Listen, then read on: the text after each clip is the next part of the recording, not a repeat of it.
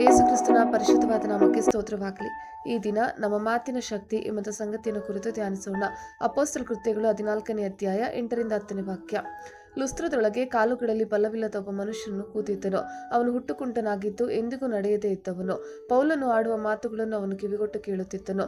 ಪೌಲನು ಅವನನ್ನು ಸ್ಥಿರವಾಗಿ ನೋಡಿ ವಾಸಿಯಾಗುವುದಕ್ಕೆ ಬೇಕಾದ ನಂಬಿಕೆಯು ಅವನಲ್ಲಿ ಉಂಟೆಂದು ತಿಳಿದು, ನಿನ್ನ ಕಾಲೂರಿ ನೆಟ್ಟಗೆ ನಿಂತುಕೋ ಎಂದು ಮಹಾಧ್ವನಿಯಿಂದ ಹೇಳಿದನು. ಕೂಡಲೇ ಆ ಮನುಷ್ಯನು ಹಾರಿ ನಡೆದಾಡಿದನು. ಆಮೆನ್.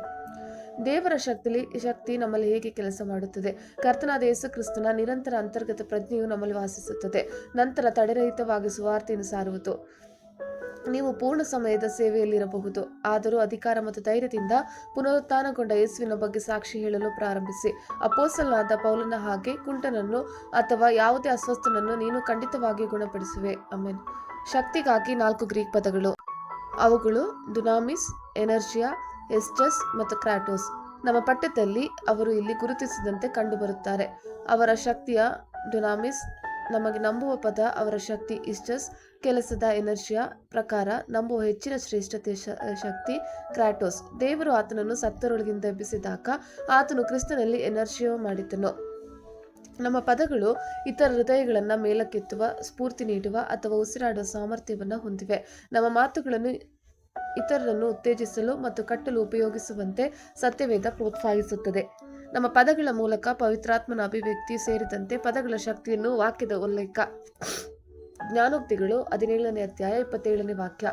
ಹಿಡಿದು ಮಾತಾಡುವವನು ಜ್ಞಾನಿ, ಶಾಂತಾತ್ಮನು ವಿವೇಕಿ. ಈ ವಾಕ್ಯವು ಮಾತಾಡುವಾಗ ಸ್ವಯಂ ನಿಯಂತ್ರಣ ಮತ್ತು ವಿವೇಚನೆಯನ್ನು ಬಳಸುವ ಮಹತ್ವವನ್ನು ಒತ್ತಿ ಹೇಳುತ್ತದೆ. ಜ್ಞಾನೋಕ್ತಿ 15:4. ಸಂತೈಸುವ ನಾಲಿಗೆ ಜೀವವೃಕ್ಷವು, ಬಲಾತ್ಕರಿಸುವ ನಾಲಿಗೆಯು ಮನ ಮುರಿಯುವುದು. ಜ್ಞಾನೋಕ್ತಿ 12:8. ಬುದ್ಧಿವಂತನನ್ನು ಅವನ ಬುದ್ಧಿಗೆ ತಕ್ಕಂತೆ ಹೊಗಳುವರು, ವಕ್ರ ಬುದ್ಧಿಯುಳ್ಳವನನ್ನು ತಿರಸ್ಕರಿಸುವರು. ಜ್ಞಾನೋಕ್ತಿಗಳು 21:23. ತನ್ನ ಬಾಯನ್ನು ನಾಲಿಗೆಯನ್ನು ಕಾಯುವವನು ತೊಂದರೆಗಳಿಂದ ರಕ್ಷಿಸಿಕೊಳ್ಳುವನು. ಜ್ಞಾನೋಕ್ತಿಗಳು 12:25. ಕಳವಳವು ಮನಸ್ಸನ್ನು ಕುಗ್ಗಿಸುವುದು, ಕನಿಕರದ ಮಾತು ಅದನ್ನು ಹಿಗ್ಗಿಸುವುದು. ಜ್ಞಾನೋಕ್ತಿ 18:21. ಜೀವ ಮರಣಗಳು ನಾಲಿಗೆಯ ವಶ, ವಚನ ಪ್ರಿಯರು ಅದರ ಫಲವನ್ನು ಅನುಭವಿಸುವರು. ಮಾರ್ಕ್ 11:23. ನಿಮಗೆ ಸತ್ಯವಾಗಿ ಹೇಳುತ್ತೇನೆ, ಯಾವನಾದರೂ ಈ ಬೆಟ್ಟಕ್ಕೆ ನೀನು ಕಿತ್ತುಕೊಂಡು ಹೋಗಿ ಸಮುದ್ರದಲ್ಲಿ ಬೀಳು ಎಂದು ಹೇಳಿ ತನ್ನ ಮನಸ್ಸಿನಲ್ಲಿ ಸಂಶಯ ಪಡದೆ ತಾನು ಹೇಳಿದ್ದು ಆಗುವುದೆಂದು ನಂಬಿದರೆ ಅವನು ಹೇಳಿದಂತೆಯೇ ಆಗುವುದು.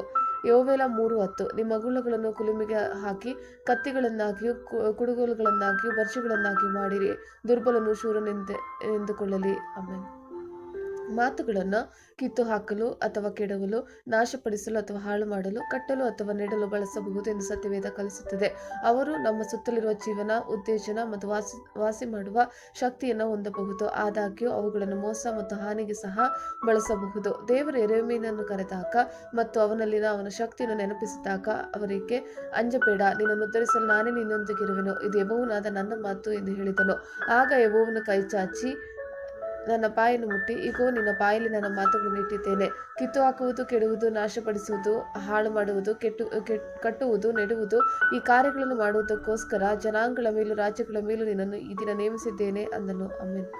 ಮತ್ತೊಮ್ಮೆ ಸೈನ್ಯಗಳ ಕರ್ತನು ಯೆರೆಮೀಯನನ್ನು ನೆನಪಿಸಿದನು, ಇಗೋ ನಾನು ಇವತ್ತು ನಿನ್ನನ್ನು ಯೆಹೂದದ ಅರಸರು, ಅಧಿಪತಿಗಳು, ಯಾಜಕರು, ಸಾಧಾರಣ ಜನರು, ಅಂತೂ ದೇಶದವರೆಲ್ಲರನ್ನು ಎದುರಿಸತಕ್ಕ ಕೋಟೆ ಕೊತ್ತಲದ ಪಟ್ಟಣವನ್ನಾಗಿಯೂ ಕಬ್ಬಿಣದ ಕಂಬವನ್ನಾಗಿಯೂ ತಾಮ್ರದ ಪೌಳಿಗೋಡೆಯನ್ನಾಗಿಯೂ ಸ್ಥಾಪಿಸಿದ್ದೇನೆ. ಅವರು ನಿನಗೆ ವಿರೋಧವಾಗಿ ಯುದ್ಧ ಮಾಡುವರು, ಆದರೆ ನಿನ್ನನ್ನು ಸೋಲಿಸಲಾಗುವುದಿಲ್ಲ. ನಿನ್ನನ್ನು ಉದ್ದೇಶಿಸಲು ನಾನೇ ನಿನ್ನೊಂದಿಗಿರುವೆನು, ಇದು ಯೆಹೋವನಾದ ನನ್ನ ಮಾತು. ಪವಿತ್ರಾತ್ಮನ ಅಭಿವ್ಯಕ್ತಿ. ಅಪೊಸ್ತಲ ಕೃತ್ಯಗಳು 19ನೇ ಅಧ್ಯಾಯ 6ನೇ ವಾಕ್ಯ. ಪೌಲನು ಅವರ ಮೇಲೆ ಕೈಗಳನ್ನಿಡಲು ಪವಿತ್ರಾತ್ಮ ವರವು ಅವರ ಮೇಲೆ ಬಂತು. ಅವರು ನಾನಾ ಭಾಷೆಗಳನ್ನು ಆಡಿದರು, ಪ್ರವಾದಿಸಿದರು. ಆಮೇನ್. ಕರ್ತನ ಕೃಪೆ ನಿಮ್ಮೆಲ್ಲರೊಂದಿಗಿರಲಿ.